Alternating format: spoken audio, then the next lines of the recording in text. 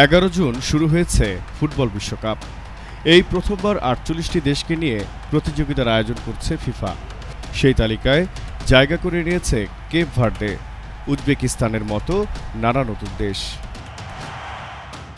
এবারের ফুটবল বিশ্বকাপের যৌথ আয়োজক যুক্তরাষ্ট্র, কানাডা এবং মেক্সিকো। খেলা হবে এই তিনটি দেশে। তিনটি দেশেই আলাদা আলাদা উদ্বোধনী অনুষ্ঠান করেছে ফিফা। 11 জুন বিশ্বকাপের উদ্বোধনী ম্যাচ হচ্ছে মেক্সিকোর অ্যাজটেকা স্টেডিয়ামে। মেক্সিকোর বিরুদ্ধে দক্ষিণ আফ্রিকাকে খেলতে দেখা যাবে।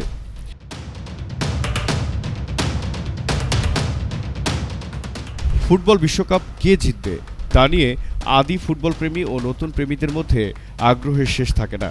সব ফুটবল প্রেমী চান যেন তার পছন্দের দল বিশ্বকাপ জেতে, কিন্তু বাকি সমস্ত প্রতিযোগিতার মতো এতেও সেরারা শিরোপা পায় একটি দলই, বাকিদের পেছনে পড়ে থাকতে হয়।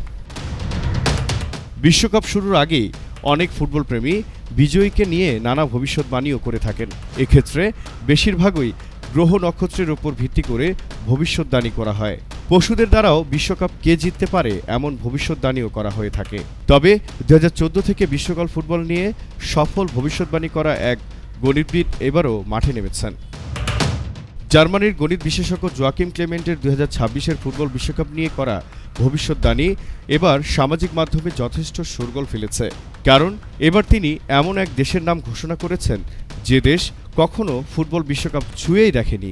যদিও 3বার সেই খেতাব জেতার সুযোগ পেয়েছিল সেই দেশ, কিন্তু প্রতিবারই ব্যর্থ হয়েছে।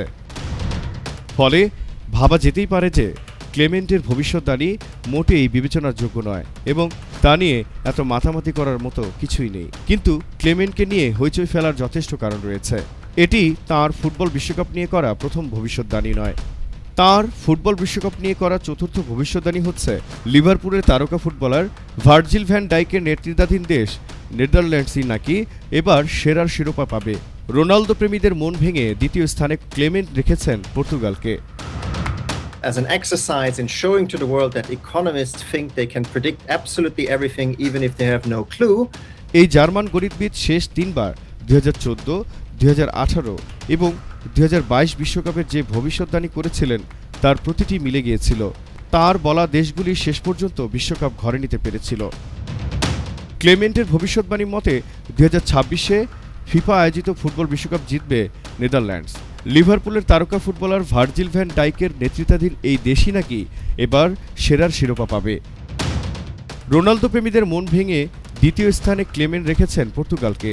তার মতে সেমিফাইনালে স্পেনকে হারিয়ে নেদারল্যান্ডস ফাইনালে পৌঁছাবে। অন্যদিকে পর্তুগাল হারাবে ইংল্যান্ডকে। পর্তুগাল এবং নেদারল্যান্ডসের মধ্যে হবে শ্রেষ্ঠত্বের শেষ লড়াই, যাতে রোনালদোর দেশকে হারিয়ে জিতে যাবে ডাইকের দেশ। তবে কত ব্যবধানে জিতবে, খেলা অতিরিক্ত সময় গড়াবে কিনা সেসব বিষয়ে কোনো মন্তব্য করেননি ক্লেমেন্ট। ক্লেমেন্টের করা ভবিষ্যৎবাণীতে থাকে না কোনো গ্রহ নক্ষত্রের ভূমিকা।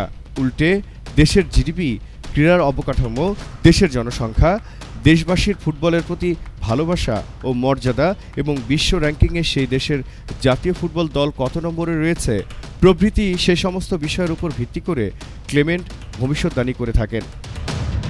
এক্ষেত্রে মনে করা হয় কোনো গোপন সূত্রের ব্যবহার করেন এই জার্মান গণিতবিদ। তবে ক্লেমেন্ট নিজেই তার ভবিষ্যৎবাণীকে গুরুত্ব না দেওয়ার আবেদন জানান। তার মতে এই ভবিষ্যৎবাণীর পুরোটাই অযৌক্তিক।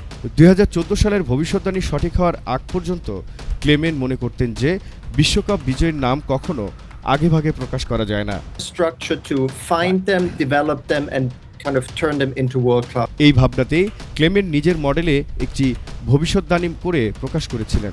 সেই ভবিষ্যৎবাণী সঠিক প্রমাণিত হওয়ার পর ক্লেমেন্ট নিজেই অবাক হয়ে যান, কারণ তার ভবিষ্যৎবাণী দেখে বেশিরভাগ ফুটবল বিশেষজ্ঞ জানিয়েছিলেন যে দক্ষিণ আমেরিকার মাটিতে এর আগে কোনো ইউরোপীয় দল বিশ্বকাপ জিততে পারেনি। কিন্তু ক্লেমেন্টের করা ভবিষ্যৎবাণী সত্যি প্রমাণিত হয়। চতুর্থবার বিশ্বকাপ জেতে ক্লেমেন্টের নিজের দেশ জার্মানি।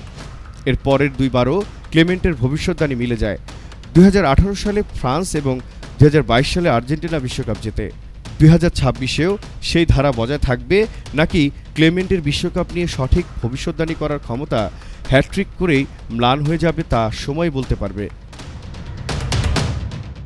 প্রিয় দর্শক, আসুন আমরা বিশ্বকাপ ফুটবল শেষ খেলা দেখে ক্লেমেন্টের ভবিষ্যৎবাণীর সত্যাসত্য যাচাই করি। বাংলার জানালায় জহিরুল ইসলাম।